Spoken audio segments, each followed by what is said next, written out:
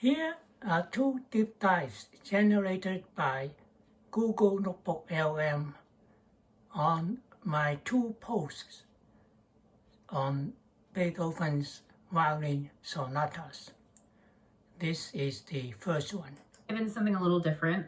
We're going to be looking at Beethoven. Okay. But not just like any Beethoven. We're going to be looking specifically at serene passages in his violin sonatas. Okay. And we're drawing on this idea from this great YouTube channel called Kaifeng Li. Yeah.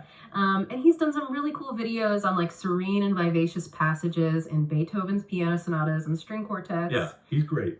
So we kind of wanted to take that idea and apply it to the violin sonatas. I like it. Yeah. Sounds like fun. So the mission here is basically to kind of give you a curated listening experience through Beethoven's violin sonatas, and specifically focusing on serenity. Nice. Yeah. And hopefully this will kind of give you a little bit of a shortcut to like understanding this aspect of his music. Yeah, because I mean, there's 10 violin sonatas in total. Right. And the first one was composed in 1798 when he was 28 years old. Wow. The last one was in 1812, published in 1816. Okay, so we've got a pretty good span of his career there. Definitely. To work with. Yeah. So let's just jump right in. Why don't we start with the early period? Okay. And so we're going to be listening to the second movement of the violin sonata number 1 in D major from 1798. Right. So what for you really kind of gets at the core of this early serenity? What makes it so peaceful in his early work? Well, I think what's really interesting is the way it kind of embraces this really pure classical simplicity. Mm-hmm. You know, okay. It's just a very direct melodic approach. Right. And the serenity almost feels like this natural, untroubled grace. Okay. That really reflects, I think, the prevailing musical ideals of the time. Okay. There's a real poise and elegance to the calmness. Yeah, like a sense of ease. Exactly. Yeah. Exactly. Okay, so let's move on to the middle period then. And I think it would be really interesting to kind of see how his evolving emotional landscape kind of influenced his expression of serenity. So we're going to be listening to the second movement of the violin sonata No. 5 in F major. Okay. Which was published in 1801. Right. And so how do you think that feeling of peace kind of shifts here? Well, if we think about kind of the broader context of Beethoven's middle years, right, there's often this increased sense of drama and tension in the music. And so I think the serenity in this sonata kind of seems to carry more weight. Okay. Like it's a sense of inner peace that's maybe been achieved after some sort of struggle. Right. It's less overtly simple, I would say, than the earlier example. Yeah, right. It's more introspective. Interesting. And I think you even hear moments that kind of hint at deeper emotions that are then resolving into this calmer state. I see what you're saying about that like added layer of emotional depth there. Yeah. Yeah. Okay. So then moving into his late period, we're going to be listening to his final violin sonata, which is No. 10 in G major, written in 1812. And this one I think is super interesting because I think it really raises the question of how Beethoven's life experiences, right, may have even shaped those moments of peace. Absolutely. So what do you think, how does the serenity that we hear in this late sonata compare with what we've already discussed? Well, I think in his late works, there's often this very profound sense of introspection. Okay. And the serenity in the 10th violin sonata, can feel almost spiritual with this kind of sense of quiet acceptance. Oh, really? I think the harmonies and the textures are often richer in this piece. Okay. Which I think contributes to this deeper, more reflective kind of calm. Okay. So it's almost like, what started as this kind of youthful, untroubled grace in the early period has matured into this really profound acceptance. Wow. Which I think mirrors Beethoven's own journey. That's really interesting. Yeah. So we've listened to 3 excerpts now spanning his early, middle, and late periods. Right. The first, 5th, and 10th sonatas. Yeah. What do you think is like the key takeaway here about Beethoven's musical evolution and his expression of serenity? Well, I think you can really hear this remarkable journey, from a more classically defined idea of serene beauty to something that's much more profound and internalized in his later years. Okay. And I think you can just really hear how his own personal and artistic development really colored even these moments of tranquility and Yeah. added these layers of emotional complexity over time. Yeah, absolutely. So just to recap really quickly, we've looked at the serene second movements Yes. of the violin sonata number 1, note 5, and note 10. Right. Each one giving us this little window into how Beethoven's approach to expressing peace kind of changed throughout his life. Yeah. And I think this is a cool thing to leave our listeners with, but how do you think Beethoven's evolving understanding that's a good question. of serenity itself, Yeah. influenced by, his life, his circumstances? How do you think that might be reflected in these musical moments? I think that's a great question and something that's really worth pondering.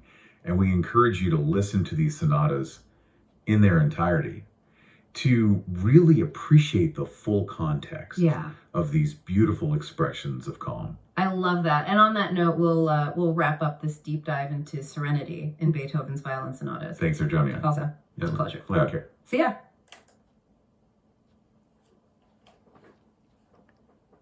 Here is the second one.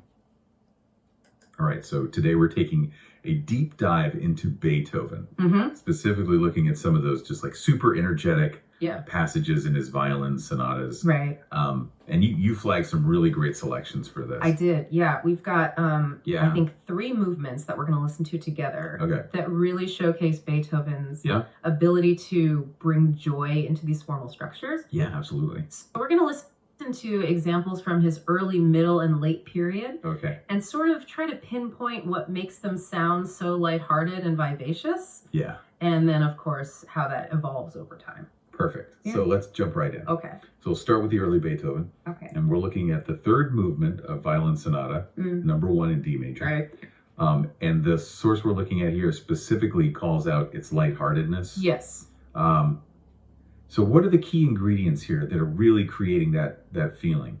I think what's really apparent in his early style is that there's just a very clear sense of joy. Okay, like it's very direct. Yeah.